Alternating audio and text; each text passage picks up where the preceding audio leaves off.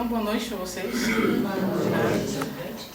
Eu sou o Thales, eu sou professor daqui do Instituto, sou psicólogo e hoje eu quero fazer uma palestra sobre a psicologia do amor. Eu intitulei essa palestra A Princesa e o Cafajeste. Por que a princesa e o cafajeste? Porque são os dois estereótipos de como o homem age na relação amorosa e como as mulheres agem na relação amorosa. Então as pessoas tendem a achar que os homens não ligam tanto para o amor e que as mulheres são sempre aquelas coisas puras e imaculadas como uma princesa. Tá? Pode passar. Antes de começar, eu queria explicar um pouco esse meu caso de amor com a psicologia da paixão, do amor. Tá? Ele começou quando eu estava ainda na graduação, que eu li um livro dessa antropóloga, que é Ellen Fisher, e esse livro realmente mudou a minha forma de interpretar a psicologia. Tá? Eu ainda estava um pouco confuso o que eu ia fazer como psicólogo, o que o psicólogo exatamente estudava. E quando eu li o livro dela, eu descobri que a psicologia estava muito interessada em analisar questões empíricas, aplicar métodos científicos para analisar vários comportamentos, e entre eles o comportamento do amor. E ela vai trazendo nesse livro dela, ela é uma pesquisadora sobre amor, a gente vai chegar a falar sobre ela, e ela traz vários exemplos e várias questões relacionadas à natureza e à química da paixão e do relacionamento. Então, se alguém, inclusive, quiser, porque, infelizmente, eu vou ter que falar sobre uma questão bastante restrita sobre o amor, porque existem muitas coisas a falar sobre isso. Então, quem quiser ampliar um pouco o conhecimento desse tema, pode pegar esse livro para ler, que não vai se arrepender. É um livro de divulgação científica, então não precisa ter conhecimento prévio em psicologia para conseguir entender ele. Tá? Pode passar. E aí, comecei a estudar o amor e tal, e resolvi também aplicar esse método científico para também compreender um pouquinho o amor. E eu fiz isso também na graduação. Tá? Então, quando eu estava, pouco antes de me formar, eu fiz uma pesquisa em que eu peguei inclusive é a Carmita Abdo, é uma pesquisadora da USP, no Instituto de Psicologia da USP, e ela fez um estudo, que é o estudo da vida sexual do brasileiro. Foi o maior estudo sobre relacionamento amoroso entre todas ela analisou pessoas de todas as capitais, o mesmo questionário gerou um estudo bastante amplo. Tá? E eu peguei alguns dos dados dessa pesquisa dela e fiz aquilo que a gente chama uma meta-análise. Eu analisei o analisado. Tá? E eu analisei à luz da natureza humana. Aí eu montei um banner e eu expus esse banner no 5º Congresso Brasileiro de Cérebro, Comportamento e Emoções. Tá? Então foi ali eu consegui também entrar em contato com uma série de pessoas e ver que não era só eu que estava interessado em estudar cientificamente o amor no Brasil. Tá? Aí também eu fui fazer um curso de fisiologia na USP, tá? É um curso que é feito só para estudantes de graduação, e eu fui um dos que fez esse curso. E no curso, eram 3 semanas de curso, e na última semana a gente tinha que desenvolver um projeto de pesquisa para entender como é que a pesquisa funcionava. Tá? E eu era o único estudante de psicologia no meio de 14 outros estudantes de biologia, medicina e outras áreas afins. Tá? Então, o que eu ia necessariamente pesquisar sobre fisiologia ali? Né? E eu montei um projeto que eu queria analisar a relação entre o estado de amor romântico e o desempenho de jovens adultos saudáveis em tarefa de Posner. A tarefa de Posner é um teste que mede a atenção concentrada.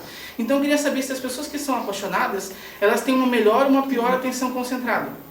Tá? E essa pesquisa ela foi interessante, não pelos resultados, porque nós tínhamos muito pouco tempo para fazer a pesquisa, então os resultados não puderam nem ser publicados, foi mais a experiência de cientista mesmo, mas ela foi interessante por causa da apresentação, porque como eu estava lá no meio de várias pessoas que não eram psicólogos, tá? Então eu queria, a grande conclusão dessa minha pesquisa foi eu conseguir mostrar para eles que a psicologia também pode estudar as bases fisiológicas dos comportamentos, inclusive o amor. Tá? Então foi bem interessante, até na apresentação eles fizeram bastante perguntas e talvez essa tenha sido a maior contribuição. E também analisei as evidências, eu queria também analisar se o amor estava relacionado com qualidade de vida ou não estava relacionado com qualidade de vida. Tá? No senso comum, muitas pessoas acabam dizendo que o amor melhora a qualidade de vida ou não. Só que ninguém necessariamente tinha estudado isso, usado um método para estudar. E eu desenvolvi esse método para correlacionar uma escala que mede o nível de amor romântico das pessoas, com uma outra escala que mede a avaliação, que mede a qualidade de vida da OMS. Então, na tentativa de cruzar os dados e verificar o que aconteceu. Tá? Essa pesquisa já teve muita resistência acadêmica, porque esse é um tema bastante novo e se você se dispõe a analisar a relação entre amor e qualidade de vida, e se você descobre que não tem relação nenhuma, qual é o impacto que isso vai ter? Tá?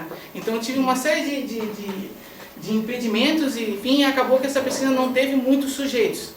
Tá? Eu tenho um projeto para esse ano reativar essa pesquisa e ver se eu realmente consigo investigar essa correlação mais direitinho. Tá? E aí, eu comecei nessa jornada, enquanto sempre lendo sobre o amor e sempre tentando pesquisar sobre o amor, eu acabei chegando a vários pesquisadores, além daquela Ellen Fisher. Tá? E o que eu vou apresentar hoje para vocês são algumas evidências desses vários pesquisadores sobre vários aspectos relacionados com o amor. Certo? Essa palestra vai seguir uma sequência. São 7 itens que eu vou comentar aqui. Primeiro, a diferença de gênero na receptividade sexual. O segundo, critério de seleção de parceiros. O que a gente espera de um namorado ou de uma namorada. A terceira, estratégias de seleção de parceiro. Como a gente escolhe esse namorado ou essa namorada. O quarto, os sinais da paquera. Como é que a gente sabe se aquela pessoa está afim da gente ou não está afim da gente. Como a gente interpreta esses sinais, aqui a gente vai ver que existem muitas pessoas acabam achando que estão sendo alvos do amor de alguém, quando na verdade não estão sendo. A sexta são algumas dicas para se alguém está num estado forever alone e quiser se relacionar com alguém no próximo tempo aí. Eu vou trazer algumas pesquisas que podem ajudar você a desencarar. E a fase 7 é mantendo a chama do amor, ou seja, como é que você pode manter esse amor vivo durante um longo período de tempo. Tá? Que é uma também das dúvidas das pessoas. As pessoas tendem a imaginar que o amor vai morrendo, quando na verdade não é bem isso que acontece. Então a primeira parte dessa é a diferença de gênero na receptividade sexual. Essa foi a primeira pesquisa que analisou isso. É uma pesquisa já antiga, essa aqui era pesquisadora no tempo da pesquisa e era como ela está hoje. Então, o que essa pesquisa se propôs a fazer? Vou dar um exemplo. Né? Então, suponha que você esteja passeando pela universidade e chega, para os homens agora, chega a Angelina Jolie e ela vai fazer 3 perguntas diferentes para você. Tá? A primeira pergunta que ela vai fazer é: olá, você aceita sair comigo? A segunda pergunta: olá, você aceita ir no meu apartamento? E a terceira pergunta: olá, você aceita ir para a cama comigo? Tá? Então, ou seja, eram modelos considerados muito bonitos, que teve uma avaliação antes do índice de atratividade daquela pessoa, não, que eram contratados pelo pesquisador para ir no campus universitário fazer essas perguntas para os homens. Tá? E acontecia a mesma coisa com as mulheres. Então vinha o Brad Pitt, né? E também perguntava: olá, você quer sair comigo? Aceita sair comigo? Você quer ir no meu apartamento? E você quer ir para a cama comigo? O que vocês acham que acontecia quando a Angelina Jolie perguntava para os homens e quando o Brad Pitt perguntava para as mulheres? Era a mesma coisa, será? Não. Fácil. O que aconteceu é o seguinte: essa pesquisa foi replicada primeiro, ela foi feita primeiro, depois foi replicada depois de uns anos, e várias vezes elas são replicadas ao redor do mundo. Tem até alguns documentários que vocês pegarem que eles fazem ao vivo. Tá? Então, o que eles identificaram? Que quando eram os homens, o sexo, ou seja, o Brad Pitt perguntava para as mulheres se elas queriam um encontro com eles, só 56% das mulheres aceitavam.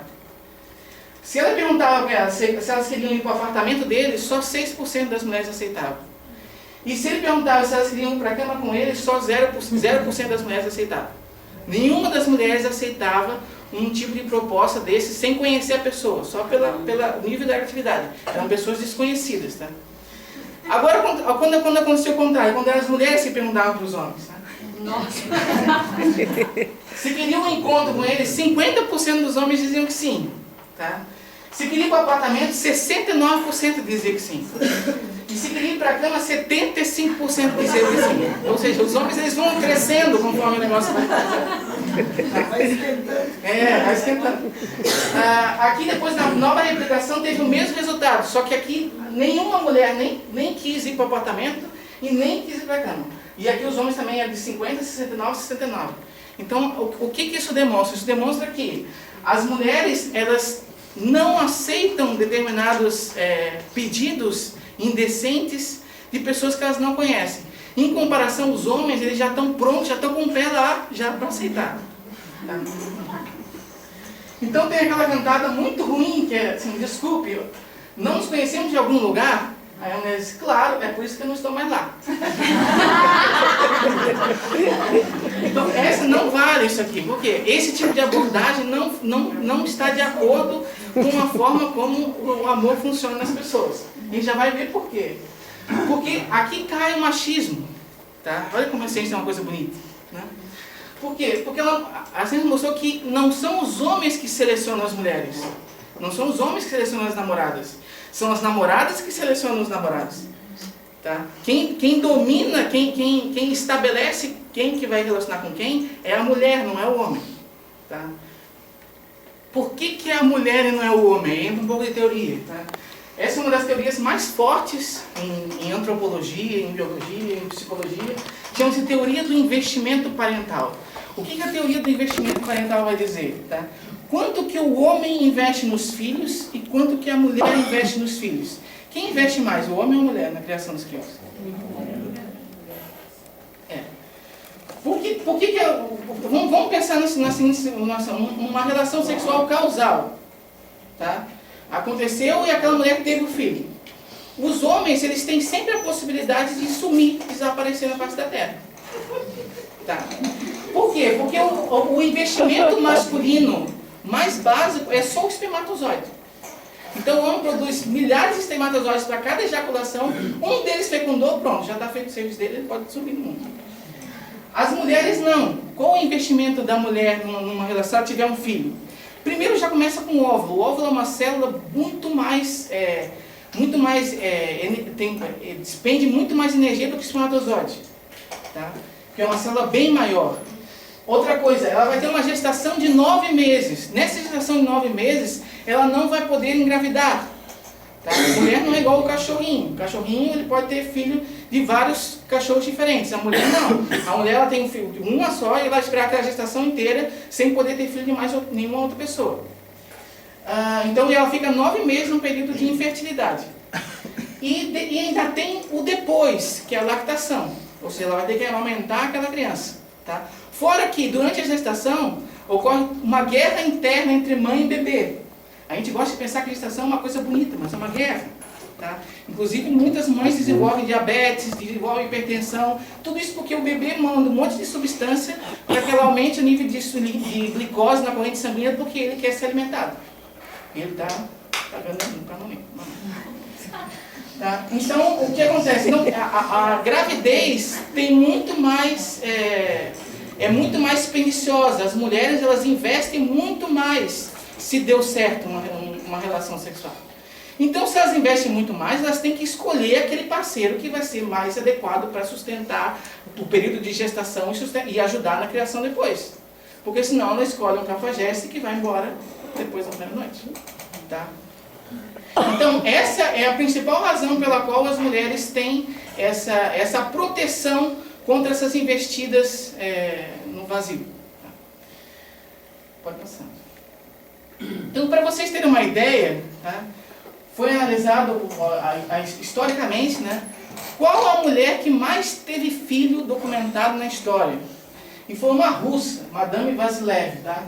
Ela teve 69 filhos. Dentre esses 69, 27 partos de 16 gêmeos, 7 trigêmeos e 4 quadrigêmeos, até ela chegar nos 69 filhos dela. Tá? E qual que é a porcentagem de filhos do homem? Tá? O homem a gente tem o Ismael, o sedento de sangue, acho que ele é sedento de outra coisa. Ele teve 888 filhos documentados. Tá? Então ele tinha o harém dele lá. Talvez muitos desses não fossem dele, mas ainda assim é uma desproporção muito grande. Tá? Então a a probabilidade, a frequência de ter filhos das mulheres é muito menor do que a frequência dos homens. Então as mulheres têm que escolher qual que vai ser o parceiro ideal para fecundar aquele óvulo, para gerar aquela criança, para que seja uma criança de qualidade. Tá? Aí tem um documentário que é a ciência do sex appeal. Se vocês quiserem, está no YouTube também, para vocês assistirem. E que tem esse pesquisador aqui, que é o Douglas Kenner, que eu gostei muito de uma analogia que ele fez. Ele fez o seguinte: se os homens, por exemplo, se você vai comer num fast food, tá? Você vai pagar R$3 para um hambúrguer. Tá? Se você não gostar daquele hambúrguer, foi só R$3 que você gastou. Tá? R$3 não vai fazer você ficar mais pobre, mais rico. Agora, se você for num restaurante fino, e você vai gastar R$300 numa noite para um jantar, se você não gostou da comida, você perdeu R$300. É mais significativo. Qual é a analogia que ele fez? Ele fez o seguinte, que os homens, eles podem escolher ir para o fast food. Tá? Eles podem escolher ter vários relacionamentos, porque o investimento dele é só o suor dos olhos. As mulheres não podem escolher o fast food, porque se ela escolher o fast food, ela vai ter uma gravidez bastante difícil, tá? E se não tem um companheiro, inclusive a formação de casal a formação entre o casal é para criar os filhos, tá? Se você não tem essa formação, a criação dos filhos vai ser bem difícil. E se a criação dos filhos é bem difícil, tá? Num tempo em que não havia medicina, não havia tecnologia, as crianças morriam. Então, se a mulher escolhesse ir comer um fast food, tá? Elas não iam, elas tinham uma grande possibilidade daquela criança que elas iam gestar acabar morrendo, e ela não perpetuava a espécie dela. Ia ficar só no food. Então já dá para entender que existe daí, por causa disso aí, existe todo um conflito de interesse, tá? Entre o que os homens querem e o que as mulheres querem. Então as mulheres tendem a querer mais essa questão do compromisso. Enquanto que os homens eles estão visando só a relação sexual e acabou. Tá? Mas isso em média. Vamos ver como isso não acontece depois. Essa diferença entre o investimento parental também vai implicar no momento certo de dizer eu te amo. Tá? Quem que diz eu te amo primeiro numa relação? A mulher. A mulher, todo mundo pensa que é a mulher, inclusive eu acabei não colocando o gráfico disso, mas esse estudo também investigou que todo mundo pensa que é a mulher. É o homem que diz primeiro eu te amo. E o que acontece agora qual que já que é o homem que diz eu te amo, qual que é o melhor momento de dizer eu te amo? Depois que você teve uma relação sexual com a pessoa ou antes de ter uma relação sexual com a pessoa?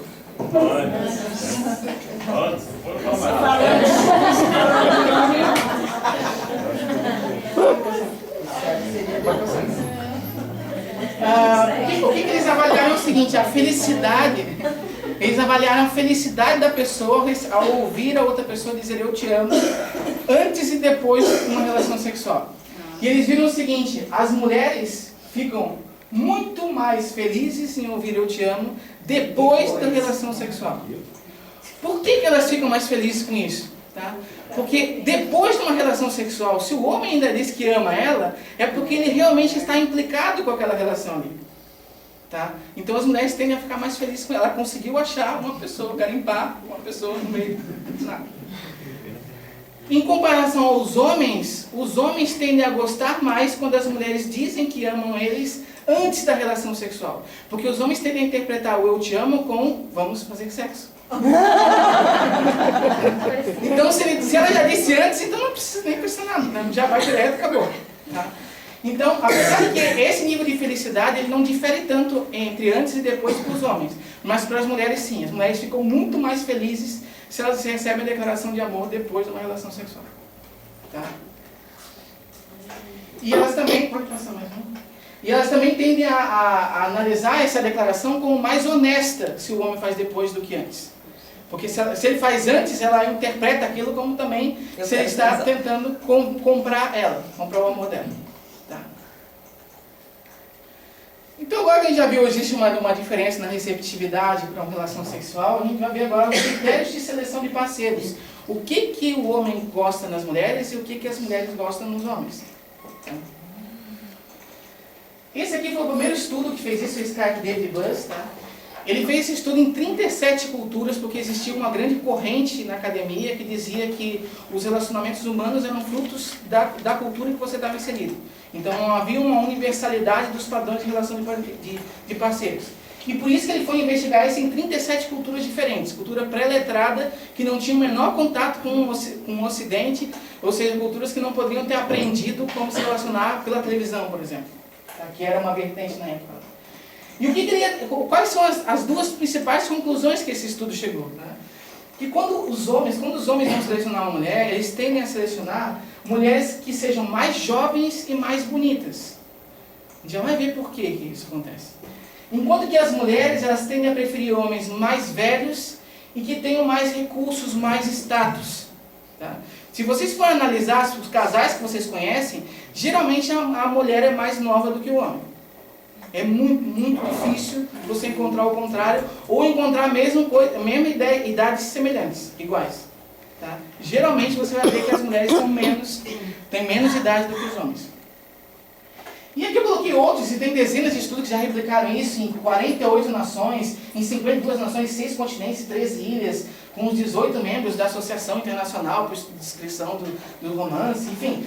Isso já é uma coisa bastante estabelecida na literatura. Funcionam realmente assim. Homens funcionam assim e as mulheres funcionam assim, em média. Tá? Agora vamos analisar um pouco a questão da beleza. Eu não sei se alguns de vocês conhecem, mas tinha uma série antigamente que era Twilight Zone, que era Além da Imaginação, tá? E que era uma série muito interessante. Eu particularmente acho a melhor série que já foi, porque ela tinha roteiros muito bem construídos, tá? E um desses roteiros, tá, em um episódio, foi traduzido como A Beleza Está nos Olhos de Quem Vê. Como é que era esse episódio? Era uma mulher que ninguém sabia como é que ela era, que ela ficava num hospital todo escuro e que ela tinha ela ficava com o rosto enfaixado. E ela conversava o tempo inteiro com os médicos, e os médicos apareciam sempre na sombra, não mostravam o rosto deles. Tá? E ela estava fazendo aquela cirurgia pela 8ª vez, porque ela tinha nascido muito feia. E vivia num mundo apocalíptico que quem era considerado feio era expulso e ficava no exílio lá. Então ela não queria ir para o exílio, então ela fazia a cirurgia para ficar mais bonita. E daí parte toda a história, no final as pessoas percebem que na verdade ela era muito bonita. Os outros médicos eram muito feios. Então eles viviam num ambiente em que a espécie humana ficou deformada. Tá? E daí começava a julgar as pessoas que eram bonitas como pessoas feias. É um episódio que mostra aquela moral da beleza está nos olhos de quem vê. Tá? Só que o que acontece? A beleza, ela não está nos olhos de quem vê. Certo? Beleza tem a ver com simetria. Pode passar, posso mostrar aqui. Simetria, vamos ver o exemplo. Para as mulheres, tá? Qual o homem mais atraente, da esquerda ou da direita? São a mesma pessoa, mas estão ligeiramente modificados por computador. Direita. Da direita, né? É. Por que da direita? Ele é mais simétrico. Pode passar. Volta. Tá, mas é o da direita. O da direita foi alterado pelo computador para ele parecer mais simétrico. Um lado parece quase que espelha o outro. Por que a simetria é tão importante para a gente? Porque a gente tem uma programação para crescer igual dos dois lados. Tá? Desde o desenvolvimento embrionário, você tem uma programação para crescer para a esquerda e para a direita da mesma forma. O que acontece é que durante a gestação, pode acontecer de sofrer uma série de doenças, a mãe contrai alguma doença, alguma coisa, e essa doença vai afetar a criança. E quando essa doença afeta a criança em formação, vai causar pequenas assimetrias, pequenas deformidades na criança. Tá? E o que essa deformidade então diz sobre o indivíduo? Diz qual é o nível, qual é a capacidade do sistema imunológico dele. Tá? Pessoas que têm um sistema imunológico mais potente, elas tendem a ser mais simétricas, porque elas conseguiram vencer as doenças que atingiram ela durante a gestação. Pessoas que têm um sistema imunológico mais deficiente tendem a ser pessoas menos simétricas, porque elas não conseguiram vencer os agentes patógenos que aconteceram durante a gestação. Então, o que acontece? O foco do nosso relacionamento é justamente cruzar sistemas imunológicos, para conseguir gerar uma descendência que seja mais resistente aos vírus e às bactérias que estão por aí. Então você vai querer cruzar o seu sistema imunológico com uma pessoa que tem um sistema imunológico ruim ou com uma pessoa que tem um sistema imunológico bom? Um sistema imunológico bom. E como que você acessa essa qualidade genética dele? Através da beleza e da simetria. Então isso já foi investigado. As pessoas que são mais simétricas... Outra coisa, as mulheres elas tendem a ter maior orgasmo quando elas estão se relacionando com pessoas mais simétricas. Homens menos simétricos despertam menos orgasmo nas mulheres. Tá? Então o que acontece? A beleza não está nos olhos de quem vê. Tá? Existe um padrão de beleza universal que nós atribuímos às pessoas que estão ou não são bonitas. O que acontece é que hoje tem a faca. Né? A cirurgia plástica que a pessoa às vezes cria uma coisa que ela não é. Mas durante muito tempo não havia faca, então as pessoas atribuíam essa questão. Tá? E por que as pessoas bonitas são tão atraentes pra gente? A gente parece que não consegue parar de olhar para aquela pessoa. Tá? Ela encanta a gente de uma forma que a gente, às vezes, você tem que desviar o olhar e depois você olha de novo, depois você olha de novo, vira um vício você olhar para uma pessoa bonita. Tá? Por quê? Porque quando você olha para uma pessoa bonita, seu circuito de recompensa do cérebro fica mais ativo. Você fica mais motivado para olhar para aquela pessoa. Por quê? Porque isso te motiva a chegar perto daquela pessoa e possivelmente iniciar uma relação. Então seu cérebro já está programado para fazer você ir em direção às pessoas mais atraentes. Tá?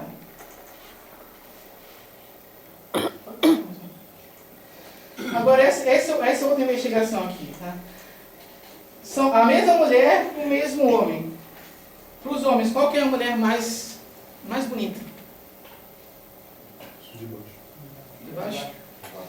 E para as mulheres, qual que é o homem mais bonito? De cima. De cima? Menos pálido. Então, o que acontece é que, em média, a gente tem que analisar as pessoas que têm uma face mais corada como mais bonitas. E aqui está a base para os cosméticos. Porque se os homens tendem a achar as mulheres, para selecionar as mulheres mais pela beleza, o que fazem os cosméticos? Os cosméticos não vai tornar a pele da mulher mais pálida. Ele faz o contrário, ele dá uma vida para uma pele das mulheres que às vezes não tem vida. Tá?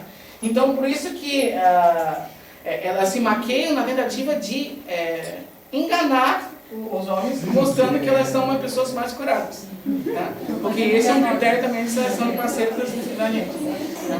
Os homens não é tão importante isso. Por isso que no caso dos homens tem uma dúvida bem maior do que no caso das mulheres. Escolhe de cima. Exatamente. Posso só perguntar, isso se aplica ao mundo inteiro? Ao mundo inteiro. Porque na Tailândia eles gostam de... elas se enchem de pó branco. Então, mas o pó branco também está disfarçando o pó branco não é palidez. Também no Japão tem as geishas que também faziam isso, né? Mas o pó branco também não é palidez. Palidez é uma pele pálida, tipo essa aqui. Ela não está uma pele branca, ela está uma pele que você vê que não tem uma vida ali, entende?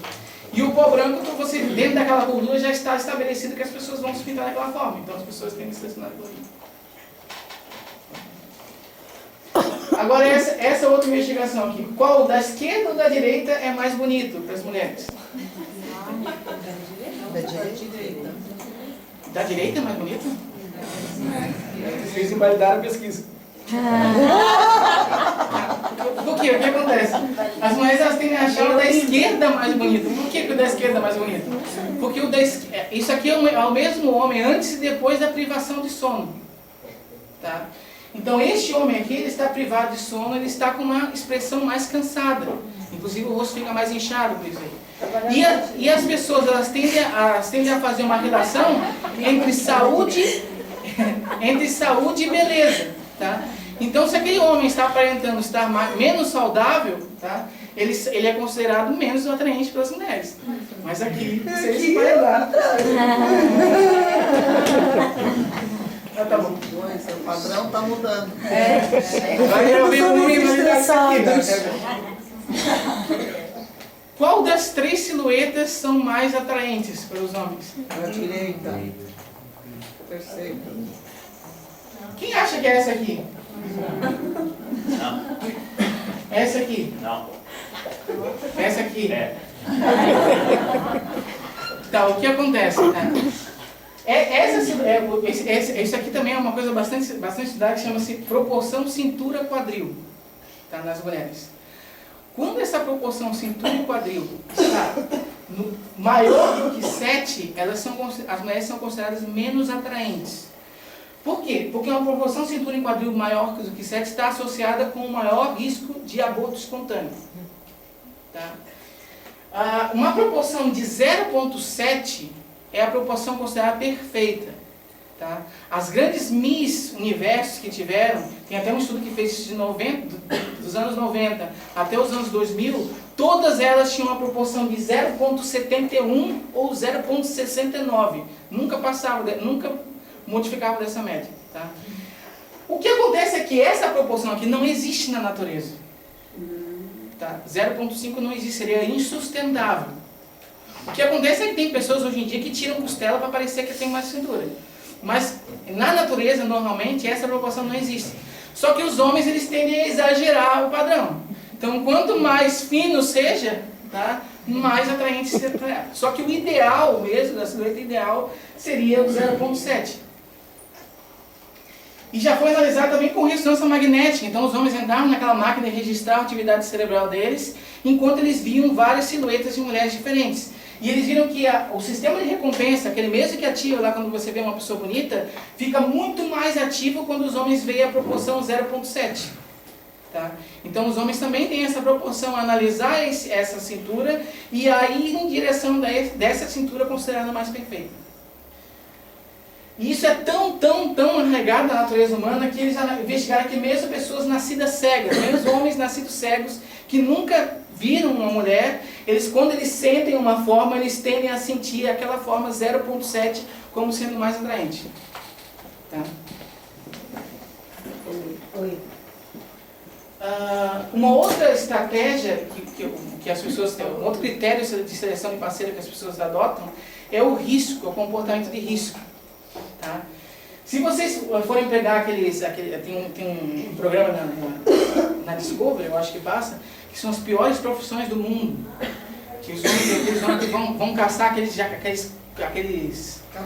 caranguejos gigantes que corta dedo, que corta garganta, que corta tudo. Então, o que você acaba vendo nessas profissões de risco? O que em geral você acaba vendo em comportamento de risco, em esporte de risco, em Fórmula 1, em todos esses esportes que envolvem o risco? Você acaba vendo um maior número de homens ali. Por que o maior número de homens? Porque quando os homens que se colocam numa situação de risco e sobrevivem àquela situação de risco, tem esse detalhe. Mas aqueles que sobrevivem àquela situação de risco são considerados pelas mulheres como detentores de uma maior capacidade de sobrevivência, consequentemente a uma maior qualidade genética. Tá? Isso aqui está implicado, tem essa parte mais lúdica, mas isso aqui está implicado inclusive em acidentes de carro, em racha. Tá? Por trás do racha está essa natureza, porque a pessoa que acaba resolvendo o racha do carro, ele acaba tendo maior acesso às mulheres. As mulheres tendem a achar eles mais atraentes do que aquele que perdeu, aquele que desistiu, aquele que virou para o lado e sobreviveu. Tá? Então, existe nos homens também uma proporção... Rapidinho, meio urgente ali na frente. Tem um Meriva Prata, placa 7528, tem que retirar dali. Meriva Prata. Tá, já tem já. Hã? Já é. Tá. Então, os homens eles tendem naturalmente assim, a entrar em situações de risco, porque isso favorece o acesso deles às mulheres. Por que vocês acham que as mulheres que vão com um cartazinho lá no MMA, elas são tão bonitas? Tá? Não é por acaso. Aquele cartazinho lá podia ser colocado por qualquer pessoa, podia passar um robô mostrando aquele cartãozinho do round 1, round 2, round 3. Por que elas são tão atraentes, essas mulheres? Pode passar, meu. Porque ali os homens estão numa situação extremamente de risco. Tá? Então, estar na presença de mulheres consideradas atraentes faz com que os homens fiquem mais motivados a se envolver em situação de risco. Tá? Então, aí que eles vão para a trocação mesmo, aí que eles dão porrada. Tá? Só que a nossa escolha de parceiros não é puramente física, assim. Você observa alguma coisa e aí você seleciona aquela pessoa. Existem as características mais psicológicas também. A gente chama de uma escolha personalizada. Então, aquela Ellen Fisher, aquela primeira que eu falei do livro da Porque Amamos, ela foi contratada pela Match.com, que é o maior site de relacionamentos do mundo, para analisar o que fazia uma pessoa se relacionar com outra pessoa no site ali na internet e dar certo aquele relacionamento. Tá? Então ela fez mais de 40 mil histórias de relacionamentos de sucesso e não sucesso. E com base nisso ela colocou as pessoas em 4 características de personalidade. São os negociadores, os diretores, os exploradores e os construtores. E dentro dessas características de personalidade, ela viu quem se atrai mutuamente e quem não se atrai. E qual a conclusão que ela chegou? Que os negociadores, que são aquelas pessoas que têm uma maior tendência a ter um relacionamento, um pensamento, um raciocínio em teia, não aquele raciocínio linear, são imaginativos, intuitivos, tolerantes, empáticos, sociáveis. Esse tipo de pessoa, eles tendem a preferir no relacionamento pessoas que são diretoras, que são analíticos, lógicos, diretos, autoconfiantes e exigentes. Nesse caso é como se os opostos se atraíssem mesmo. Esse aqui vai para aquele lado do holístico e tudo, ele tende a preferir uma pessoa que seja mais centrada e pontual, porque senão ele não sai do lugar. Tá? Agora, entre exploradores, o que são exploradores? São as pessoas que são aquelas pessoas impulsivas, criativas, motivadas, otimistas e generosas. Aquela pessoa que você falou assim, vamos fazer tal coisa, já está lá fazendo. Tá? Essas pessoas, elas se atraem mutuamente. Porque ela precisa também, se ela tem essa motivação para ir, para explorar o mundo, se ela tiver em alguém que seja uma pessoa negociadora, um filósofo, que vai filosofar a razão das coisas, ela não vai dar muito certo o relacionamento. Tá? Então ela tende a preferir pessoas que também têm essa mesma pilhagem que ela. E os construtores também se atraem mutuamente. Quem são os construtores? São aquelas pessoas que são respeitadoras, leais, regradas, planejadas, detalhistas e pacientes. Tá? Esse tipo de pessoa tende a escolher como relacionamento para ele pessoas que também são construtores. Tá? Porque só um construtor para aguentar outro construtor. Tá? E esse aqui fez uma síntese Então, como eu falei, existem muitas outras características que é impossível falar aqui, tá? Envolvidas nesses critérios de seleção, mas esse estudo fez uma síntese mostrando o seguinte: os homens, eles tendem a dar mais preferência para a atratividade física nas mulheres, como eu já falei. As mulheres tendem a dar uma preferência muito maior para a criatividade nos homens em relação aos homens nas mulheres.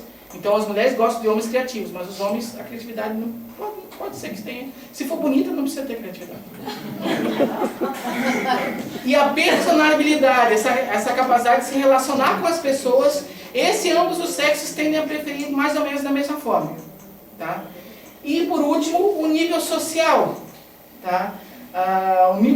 As mulheres tendem a priorizar muito o nível social dos homens do que os homens nas mulheres.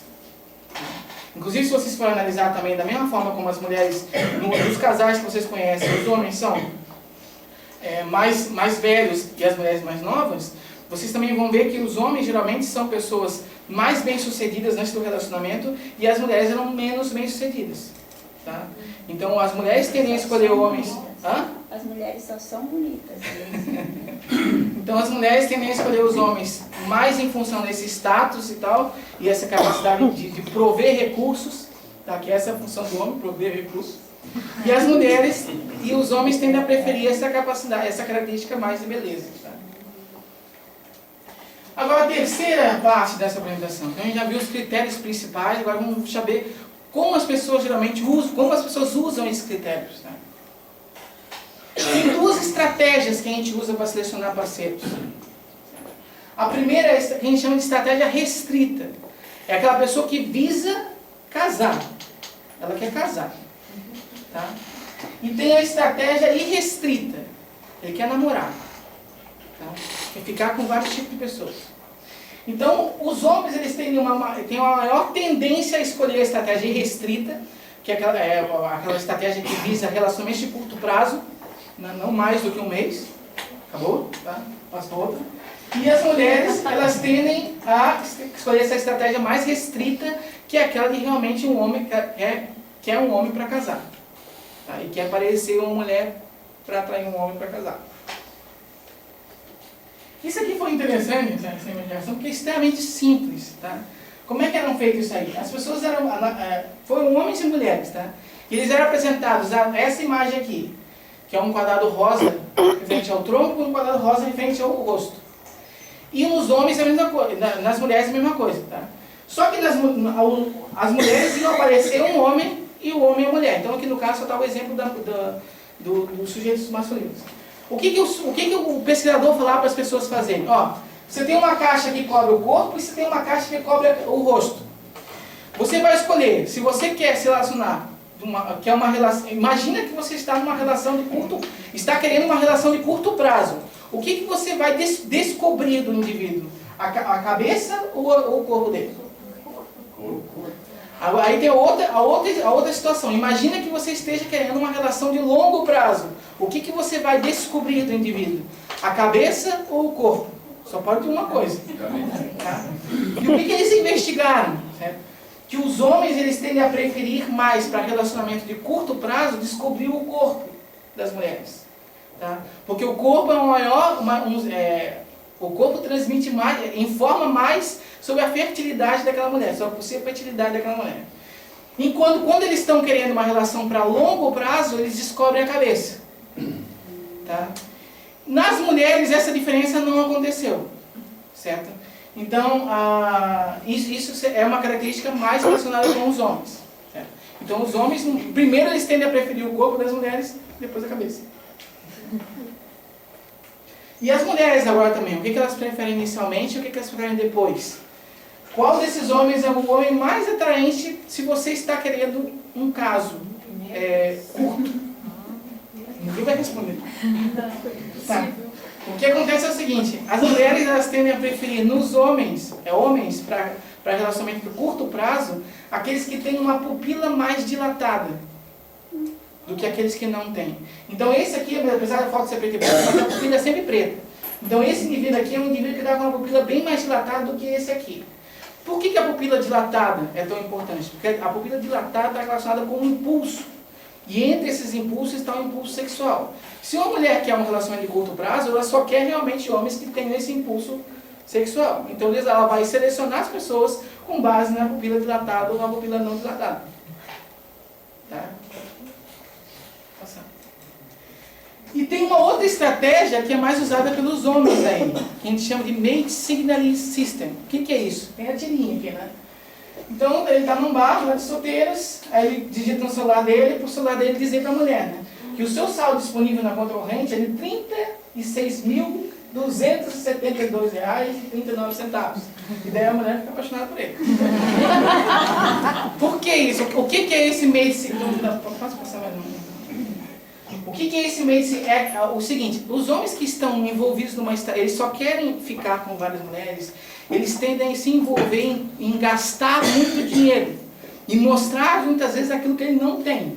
Tá? Então ele se endivida para comprar um Porsche, tá? Para comprar uma Ferrari, para comprar um carro extremamente possante. Por quê? Porque ele quer atrair as pessoas. Olha o que acontece. Quando os homens estão querendo uma relação de curto prazo, eles tendem a preferir muito mais gastar dinheiro, comprar compulsivamente coisas que demonstrem para as mulheres que eles têm uma capacidade. Olha, eu tenho tanto dinheiro que eu posso comprar um Porsche para mim. Tá? Mas eu vou pagar em 192 vezes. Mas isso a mulher não precisa saber. Ela só precisa saber que você tem um Porsche. Tá? Então essa é uma das estratégias que as pessoas acabam também utilizando e muitas vezes acabam se endividando. Tá? Dívidas de jogo, muitas vezes acontece isso aí, porque ele quer conseguir aquela bolada, aquele negócio lá para comprar um rubi para a mulher dele e ele acaba envolvendo isso ali. Então, por trás de muitas dessas questões está a natureza humana do relacionamento de parceiro.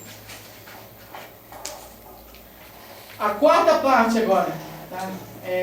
Os sinais da paquera. Como é que você identifica se alguém está interessado ou não está interessado em você? O primeiro sinal de interesse por alguém é a mímica. Tá?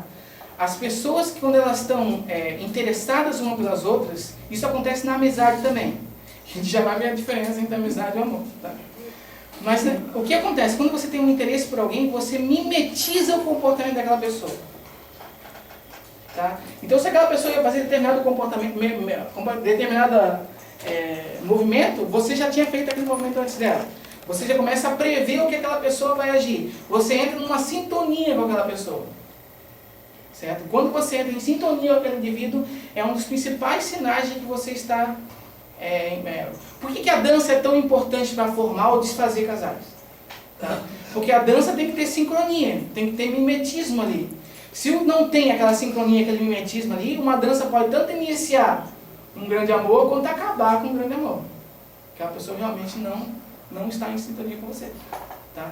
Então o mimetismo, essa capacidade de você imitar, de você espelhar o comportamento, até posição. Se você vai falar com alguém, você acaba assumindo a mesma posição daquela pessoa sem perceber. Tá? Sempre que isso acontece, é um sinal de que aquela pessoa está com algum interesse em você. Tá? A pupila também, os olhos de novo. Tá? Quando você está interessado por alguém ou por algum fator, a sua pupila dilata.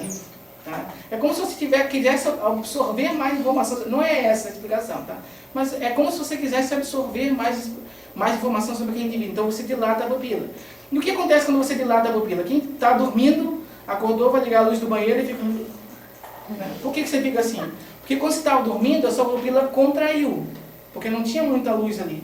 Quando você liga a luz, a sua pupila começa a dilatar e você acaba piscando muito o olho. Ou você já fez aquele exame que pinga aquele negocinho para você fazer exame de oftalmologista. Então, qual era o sinal daquele bisavô, do avô, lá não sei o que fazia um desenho do Pato Donald? Era que ficava piscando o olho. Então, se você está piscando muito para alguém, uma das causas dele. Se você já normalmente não pisca, porque tem pessoas que já falam com você piscando, você está interpretando que ela está vindo com você. E ela só está piscando o olho. Fica com ele. Então o que acontece? Se essa pessoa está piscando mais para você, é um dos sinais também que essa pessoa está com algum tipo de interesse na relação.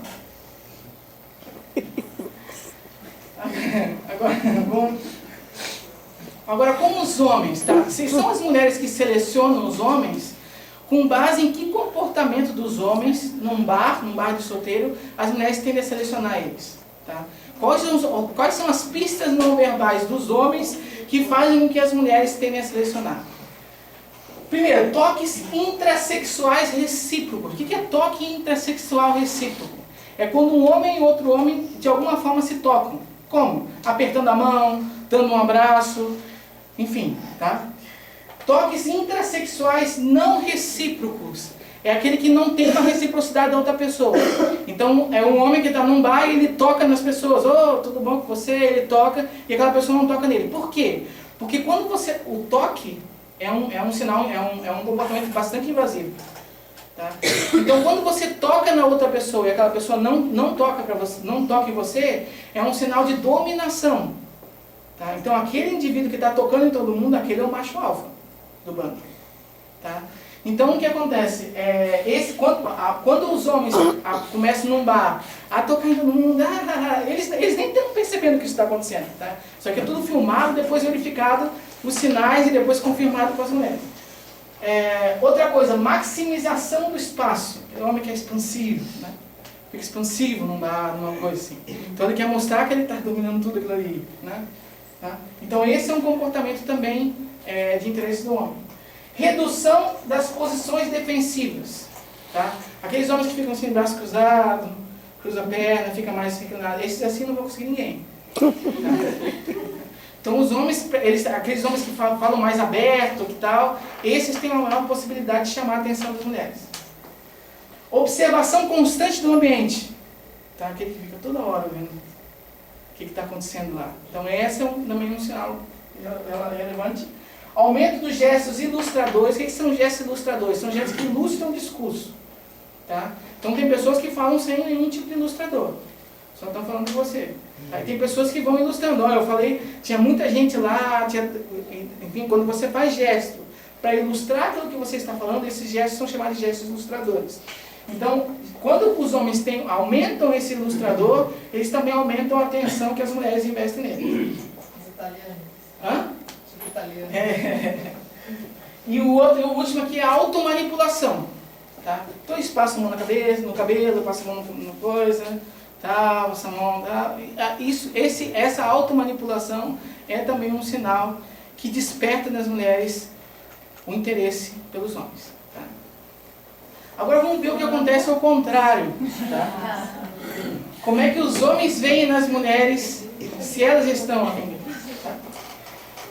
As mulheres, quando elas gostam de alguém, elas geralmente apresentam um olhar fixo. Só que não é um olhar fixo constante. É um olhar fixo que geralmente dura de 3 a 5 segundos. É que ela fica olhando a pessoa. Aí a pessoa olha para você e fala. Aí olha de novo a pessoa. Aí a pessoa olha para você. Esse tipo de olhar é um olhar de paquera das mulheres. Né? Outra coisa, elas tendem a balançar o cabelo de um lado para o outro. E às vezes colocar o cabelo para trás, para realçar mais o rosto delas. Tá? O pescoço, ele geralmente fica num ângulo de 45 graus, tá? Para mostrar essa parte do pescoço bonito, sabe? As mulheres dão uma viradinha no pescoço. Arrepio. Tá muita gente se identificando. Arrepios, tá? Acontecem, tá? Risos. O riso é um sinal de interesse também. E o sorriso. O sorriso é o riso, só que não tem som. Tá? Umedecimento dos lábios com a língua.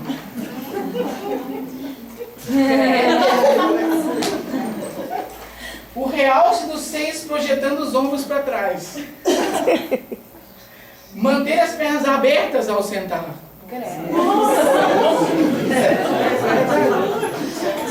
As mulheres que geralmente elas estão com a perna cruzada ou com a perna mais junta, elas geralmente não estão com interesse. E elas também, assim como os homens, elas aumentam os ilustradores. Tá? Então essa é uma diferença que acontece nele. Outra coisa que eu acabei não falando é que as mulheres elas também têm a preferir rostos de homens que sejam mais másculos, mais masculinos. Tá? Então qual desses dois é mais bonito para as mulheres? Da direita, que é um homem que tem mais testosterona. Testosterona que faz com que o homem tenha a cara quadrada. Tá? Homens que têm a cara mais fina, eles são homens que não têm uma menor quantidade de testosterona. E o que acontece? Eles investigaram que quando as mulheres estão falando com homens que têm um rosto mais másculo, um rosto mais atraente para elas, elas aumentam o tom de voz delas. Elas falam mais fino. Tá? Então se você está falando com uma mulher que você tem um padrão de voz dela antes, ela começa a falar mais fino com você, você está ganhando? Está ganhando? Tá? Agora aqui tem um problema. Não pode. Agora aqui tem um problema, tá? A quinta parte. Que aqui já foi falado sinais e tal, agora como que se interpreta esses sinais? Tá? Então uma relação, por exemplo, a pessoa vai sair para jantar, conversando com a mulher e tal. Essa mulher pode estar sorrindo assim, mas ela está com uma maior vontade de ir embora. Não tem nada a ver aquele homem para ela. Ou ela pode realmente estar interessada. Como que os homens identificam se as mulheres estão realmente interessadas ou se elas não estão? Porque as mulheres conseguem falsificar esses sinais. Aí aqui entra o chamado Error Management Theory. O que é o Error Management Theory? É uma teoria que já foi bastante corroborada, o artigo original dela de 2000, que ela diz o seguinte: os homens eles tendem a hiperestimular o interesse sexual das mulheres. Tá? Então ela só passou o olho por ele. Ela não ficou olhando, não olhou por 3 segundos para ele, só passou o olho. Essa ali está com vontade. Tá? Então o que acontece? Por quê? Porque os homens têm um menor investimento parental. Se eles têm um menor investimento parental, a programação deles é investir qualquer vez que tenha qualquer tipo de possibilidade, menor e significante que seja. Tá? Vai que dá certo. Tá? Pode dar errado. Se der errado, ele não vai ter que gestar nenhuma criança, ele não vai ter que cuidar de ninguém. Tá? Ele só perdeu aquela ali. Mas se der certo, ele conseguiu ganhar aquela ali. Certo? Então os homens, eles tendem a achar que eles são mais gostosos do que as mulheres estão pensando que eles são.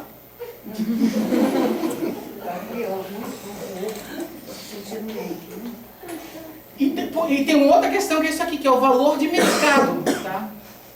Cada um de nós vale alguma coisa no mercado matrimonial. Tá? Tem uns que valem 20 centavos, tem outros que valem 100 reais, tem outros que valem alguma outra coisa. Como é que a gente identifica isso aí nas pessoas? Tá? Eu já tinha feito uma outra palestra sobre o auto-engano, então eu já tinha mostrado lá uma pesquisa que verificou que a gente tende a achar a gente mais bonito do que a gente realmente é. Tá? Aí já é uma distorção do nosso valor de mercado. A gente acha que a gente vale mais do que a gente vale. Tá?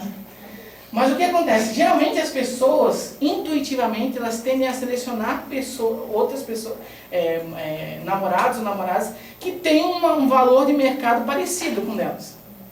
Tá? Por quê? O que ela ganha? Tá? Então, geralmente não é um homem muito feio com uma mulher muito bonita. E nem uma mulher muito feia com um homem muito bonito. Tá? São homens e mulheres mais ou menos. Tá? O que isso aumenta? Isso aumenta a chance de sucesso. Tá? Se aquela pessoa é uma pessoa que vale mais, ela já sabe que ela vale mais. Durante toda a história da vida dela, ela já foi muito elogiada, ela já sabe muito bem o valor dela. Né? Então ela nem vai olhar para você, se você não vale muita coisa. Né? Agora, se você se relaciona com aquela pessoa e vocês têm o mesmo valor de mercado, tá?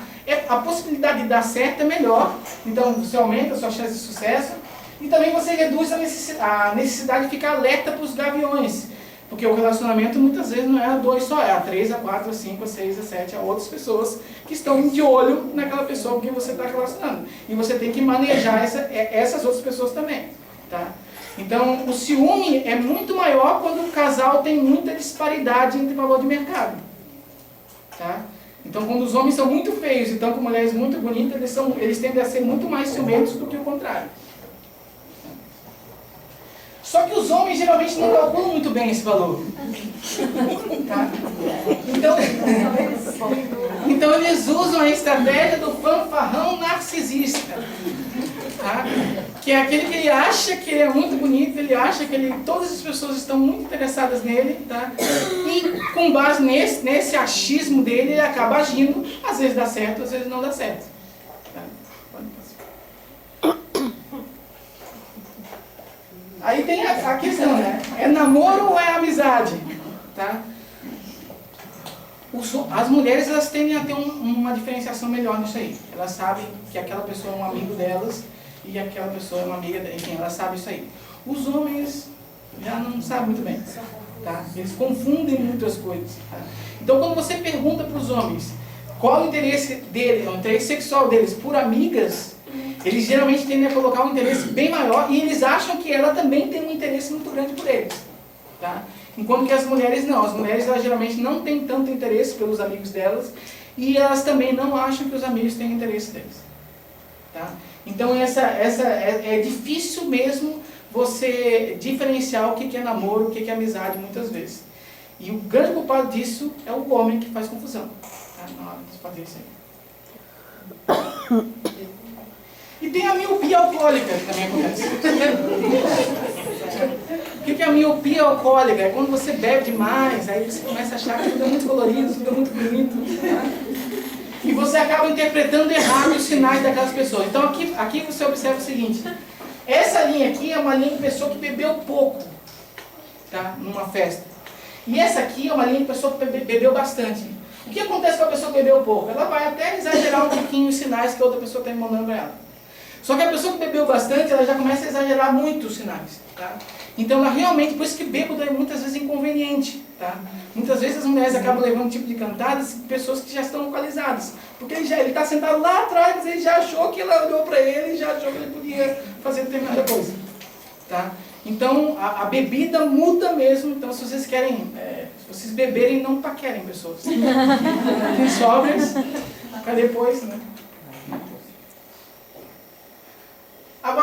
dicas, né, para quem quer se relacionar. Tá? A primeira dica é o humor. Tá?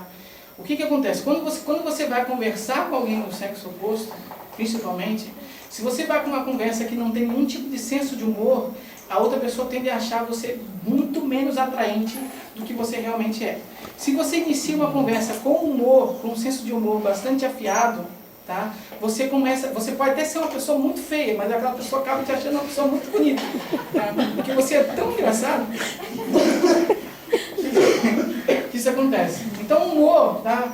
Tem lá a cena do Aladim, toda mulher gosta do homem que a faz sorrir, tá certo. Tá? Então, para os homens, eu estou fazendo essas dicas mais para os homens, porque são as mulheres que selecionam os homens, e às vezes os homens não sabem ser selecionados pelas mulheres. Tá? Então, tem que, às vezes, alguns tipos de sinais para entender isso aí. Outra coisa, né? O efeito das músicas românticas. Então, se você fosse declarar para uma mulher, certo? Você não se declara num tipo de ambiente que não tenha música nenhuma ou está tocando alguma música muito ruim. Tá? Procura colocar uma música ambiente romântica, certo? E essa foi o que esse estudo investigou. Então as mulheres ficavam dentro de uma sala, tá? Em que ficava tocando uma música romântica no fundo. Depois elas entravam numa outra sala onde tinha um ator, que era um homem contratado pelo pesquisador, e ele fazia lá uma entrevista com ela e depois pediu o número de telefone dela. Tá? As mulheres que estavam ouvindo a música romântica, 52% delas aceitavam dar o número de telefone para ele. Tá? E as que não estavam vendo música romântica, 27% aceitavam só dar o número de telefone. Então, metade. Eu coloquei o All I Ask of You, que é lá do Fantasma da Ópera, porque quando eu fui ver o Fantasma da Ópera em São Paulo, essa música ela passa bem antes do intervalo. Depois dessa música já vem o intervalo da peça. E no intervalo da peça, um cara pediu a mulher dele noivado. Tá? Então ele foi bem esperto. Ele aproveitou o embalo e pediu a mulher dele noivado depois dessa música. Tá? Então, dá certo. É uma possibilidade de dar certo. Outra coisa, diga isso com flores nas mãos. Tá? As flores elas têm um poder de despertar, de aumentar o seu grau de atratividade perante as mulheres muito grande. Tá? Então, quando a sua atratividade, quando você está com flores nas mãos, tá, é de 4,83. Quando você não tem flor nenhuma na mão, você abaixa quase um ponto de sua atratividade. Tá? Então, é interessante que, se você também for lá, você faz com flores nas mãos, que a possibilidade de dar certo também é maior. Tá? E roupa vermelha. Coloque uma roupa vermelha, tá? Por quê? Porque as mulheres elas tendem a analisar os homens que têm roupa vermelha. A roupa vermelha é um sinal de poder, é um sinal de status, tá? Então, se você também já colocou uma roupa... Esse aqui, por exemplo, é um cara... Aqui ele tá em preto e branco, um cara da pesquisa, e que ele mostrava várias mulheres. Então, às vezes ele tava... É a mesma camisa, só que às vezes era vermelha, azul e verde. E elas perceberam que na camisa vermelha, aqui em comparação ao azul, o nível de atratividade que as mulheres colocavam para ele era o mesmo homem, tá? Era quase o dobro. Tá? O nível de interesse sexual das mulheres perante um homem com camisa vermelha era também maior do que o dobro. E o nível de status percebido também no homem com camisa vermelha era quase maior que o dobro. Então, vista vermelho. Agora, se você está pensando que você vai de Chapolin com flor na mão, ao som de violinos e vai dar certo, tá? Tem que ter uma proposta boa também. Tá? Isso aqui ajuda, mas não define as coisas. Tá? Então, não vai colocar a culpa na ciência porque não deu certo, tá? Saiba primeiro conversar, para depois. E para terminar, certo? Como é que você faz para manter o relacionamento aceso? Para você manter o amor para a vida inteira, tá? Isso aqui eu peguei no Facebook, ainda agora, um pouco antes de vir para essa palestra aqui. Essas frases do Facebook são muito interessantes. Tá? Então, primeiro a gente gosta, depois a gente ama, a gente se apega, se fode, odeia, e depois a gente ainda sente falta. Então, essa decadência do amor, as pessoas geralmente tendem a associar que o amor vai decaindo. Tá? Mas, na verdade, o amor não vai decaindo. O que acontece é que o amor tem 3 fases. Tá? A primeira fase do amor, a gente chama de amor de luxúria, ou lust system. Tá? Essa primeira fase ela vai de 0 a 7 meses de relacionamento, em média. Tá? Ela tem a função de acasalar, de fazer sexo. Tá? Essa é a função do lust system. E o que está envolvido? Está envolvido dois hormônios, que é o cortisol e a testosterona, que é justamente aquele hormônio que vai fazer você ir até lá. Tá? A característica principal é um elevado interesse sexual. É isso que predomina nos 7 primeiros meses. É aquela paixão avassaladora. Tá?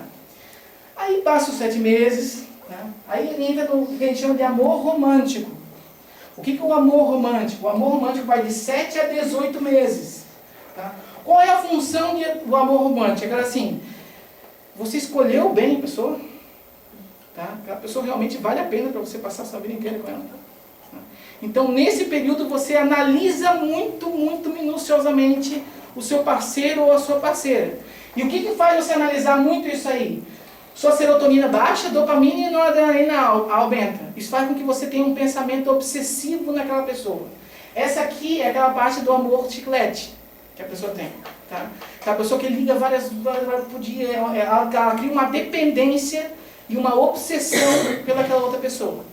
Tá? Vai variar, tem pessoas que são extremamente obsessivas, tem pessoas que não são tão obsessivas. E por fim tem o amor de ligação, que é a partir dos 18 meses. O que é o amor de ligação? É para cuidar do filhinho. Então aqui transou, aqui analisou, aqui nasceu a criança, aqui você cuida da criança. Tá? Então o que acontece? Então, cuidar da prole é a função desse tipo de amor. As substâncias envolvidas é ocitocina e vasopressina, que são 2 neurohormônios, que eu já comentei em outras apresentações aqui. E a característica principal desse tipo de amor é o cuidado parental e a rotina do casal. Aí o que as pessoas geralmente gostam? As pessoas não gostam desse aqui, gostam desse aqui bastante e desse aqui mais ou menos. Então elas querem sempre continuar nesse aqui. Elas querem sempre continuar o romance delas. Tá? E é nesse sentido que elas pensam que o amor morreu. Tá? O amor não morreu, o amor se transformou em outra coisa. Mas como que você mantém então o romance? Você realmente quer aquele romance com a pessoa? Como é que você mantém isso aí? Aqui foi analisado amor de longo prazo, com pessoas com 25 anos de casados. Tá? E eles viram o seguinte, que depois que elas viam, quando elas se recordavam da pessoa que elas amavam dela, com 25 anos, as características os sentimentos que elas mais sentiam por essa pessoa alegria, tá? O amor mesmo e a paixão. Tá? Então, essas 3 características elas se mantêm ao longo do relacionamento. O que cai quando você aumenta, uma das coisas que cai quando você aumenta a idade do relacionamento, tá? É a obsessão. Você não fica tão obsessivo pela pessoa. A obsessão realmente acaba morrendo quando você entra ali no amor de ligação. Isso é muito bom, porque a obsessão ela acaba travando a pessoa. Tá? Se você fica durante muito tempo obsessivo, você acaba travando naquilo ali e não consegue sair. Tá? Então, mas essa questão do romance, enfim, ele continua presente. E daí eles foram ver no cérebro dessas pessoas o que acontecia. Tá? Quando as pessoas já tinham 25 anos de casado e olhavam para a imagem da pessoa amada. Eles viam que quando a satisfação conjugal, aqueles casais que vivem bem, tá? Quando eles viam a imagem da pessoa amada, eles ativavam a área tegmentar ventral, que é o circuito de recompensa, que é aquilo que faz com que a gente se motive, com que a gente busque recompensas. Isso fica mais ativo no cérebro. O córtex autofrontal está relacionado com a regulação das emoções. A ínsula anterior, que está relacionada com empatia. O giro frontal inferior, que é os neurônios espelho. Neurônios espelho são neurônios que imitam na sua cabeça o que a outra pessoa está fazendo. Também é uma das bases da empatia. Por isso que é neurônio espelho o nome deles. E esse núcleo basal que está associado com o controle do estresse. Então o que eles concluíram? Que para você manter um relacionamento saudável, ter uma satisfação conjugal, você tem que potencializar a sua motivação naquele relacionamento, de alguma forma, procurar sempre ter algum tipo de recompensa naquele relacionamento que você está, nunca deixar não ter mais recompensa nenhuma, ter que regular as emoções, tem emoções que você pode expressar em determinada hora, tem emoção que você não pode, esse controle, essa facilidade de regular as emoções está relacionada com a satisfação.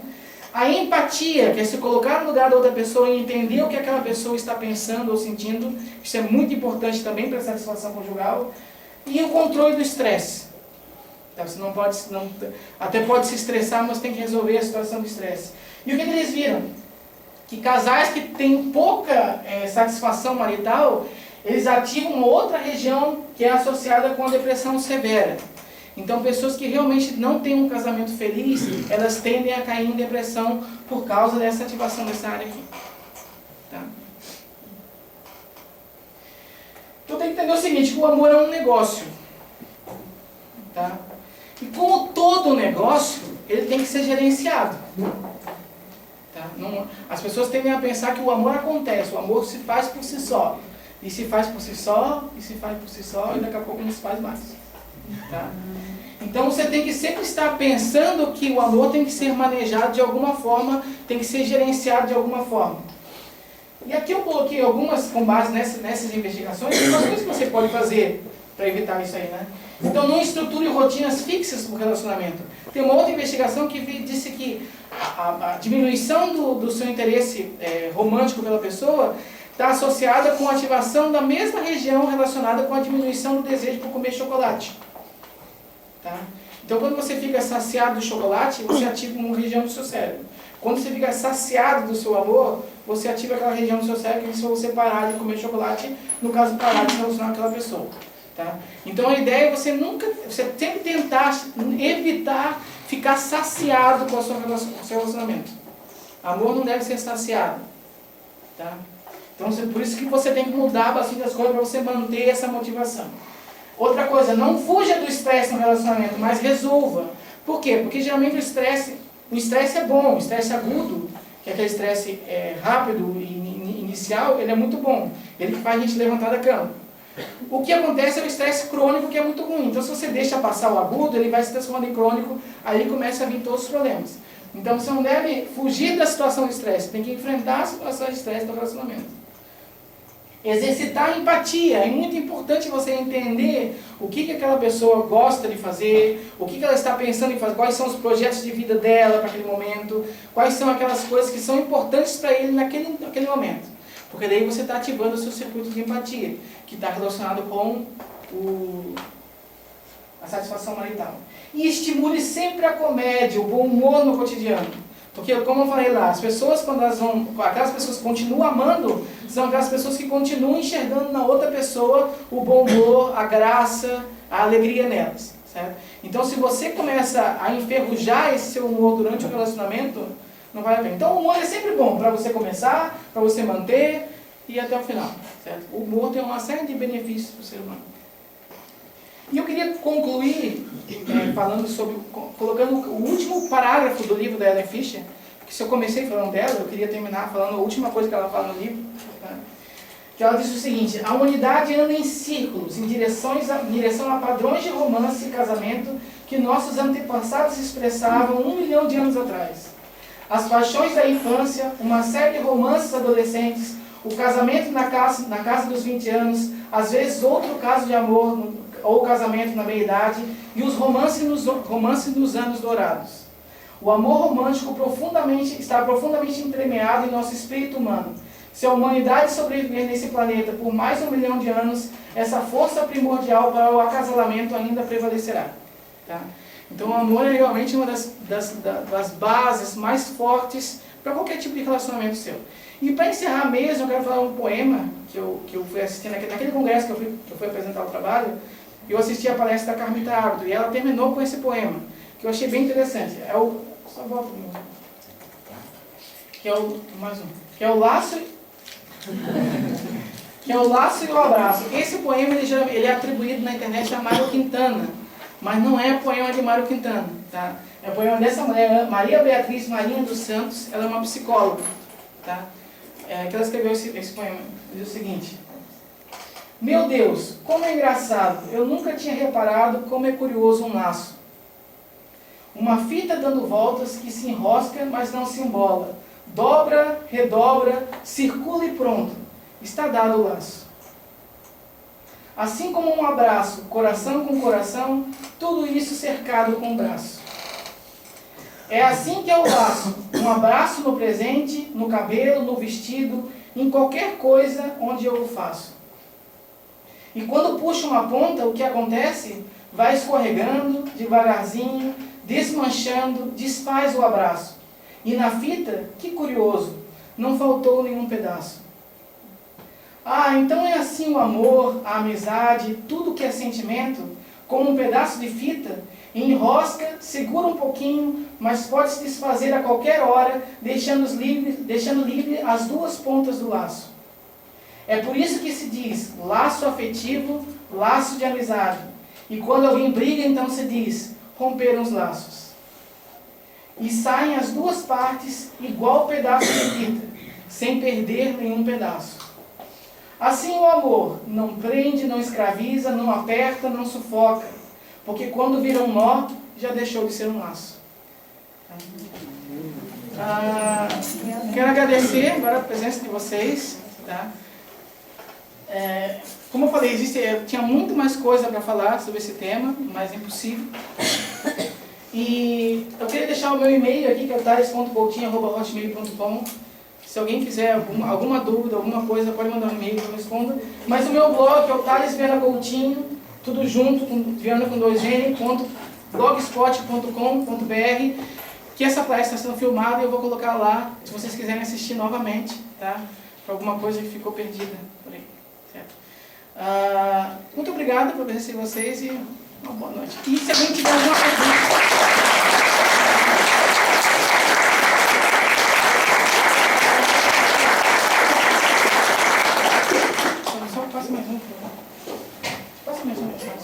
As outras palestras também estão no blog? Eu só queria divulgar, tá, essa minha apresentação, porque essa palestra eu foquei mais nos homens, tá?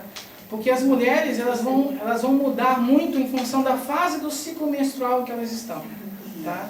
Então isso vai influenciar diretamente quem que elas escolhem como mais bonito, como mais feio, ou enfim. Tá? Então eu vou fazer essa outra palestra, tá, sobre a mulher e o luar, que é a natureza da psicologia feminina. Por que sobre a mulher e o luar? Porque o luar, a fase do ciclo menstrual recebeu esse nome porque ele tem o mesmo ciclo da lua, mas não tem nada a ver uma coisa com a outra. E vai ser, o que eu vou falar nessa apresentação, né, vai ser a função psicológica do ciclo menstrual, as mudanças no critério de seleção de parceiro ao longo desse ciclo, a percepção masculina dessas mudanças, se os homens percebem ou não isso aí, e por que as mulheres têm TPM e para que elas servem. Tá? Então, ela não é uma palestra unicamente para as mulheres, tá? Para os homens também querem conhecer um pouquinho mais sobre as mulheres. E até para entender que eles não devem brigar com as mulheres quando elas estão em TPM. Ao contrário, eles são homens sortudos. Vocês vão saber por quê. Na quarta-feira, na segunda-feira do dia 9/7, tá? Nesse mesmo bate-horário, nesse mesmo bate-local. Tá? Alguma pergunta? Alguém tem alguma pergunta? Sem ser semana que vem, não. Marinha dos Santos. Marinha dos Santos. Maria Beatriz Marinha dos Santos. Ninguém tem nenhuma pergunta, nada? Não, Olha o negócio de não fazer sinal.